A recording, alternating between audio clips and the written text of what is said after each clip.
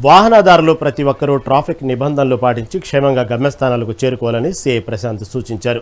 రాష్ట్ర ప్రభుత్వ ప్రజాపాలన ప్రగతి ప్రణాళికలో భాగంగా అల్వాల్ మున్సిపల్ కార్యాలయం వద్ద అలేవ్ రహదారి భద్రతా కార్యక్రమాన్ని నిర్వహించారు.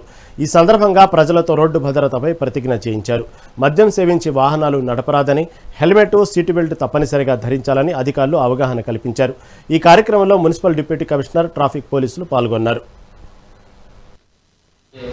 ముందుకు తీసుకోవాల్సిన అవసరం ఉంటుంది కాబట్టి మనం ఒక ప్రతిజ్ఞ వేద్దాం. ఏక సంకల్పంతో ఏక స్వరంతో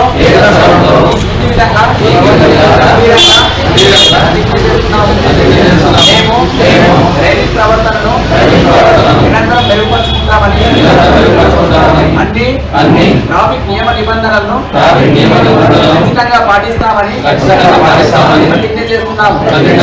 మేము డ్రైవింగ్ లేదా రైడింగ్ చేసేటప్పుడు ఎల్లప్పుడూ సీట్ బెల్ట్ మరియు హెల్మెట్ ధరిస్తామని ప్రతిజ్ఞ చేస్తున్నాము.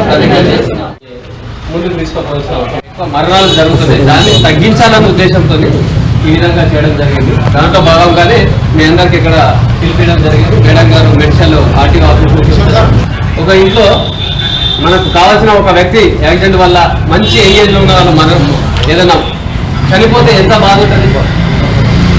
మామూలుగా వచ్చిపోయిన వాళ్ళకు ఒకరోజు ఆయన చనిపోయిన అనుకున్నారు, కానీ వాళ్ళ ఫ్యామిలీకి ఎంత బాగుంటుంది అందరికి తెలిసిందే కదా. ఆ విధంగా అలాంటి జరగకూడదనే ఉద్దేశంతోనే ఈ ప్రోగ్రామ్ పెట్టినాము. కాబట్టి ముఖ్యంగా పాటించాల్సింది ఏంటంటే, టూ వీలర్ చాలా మంది యూజ్ చేస్తున్నారు.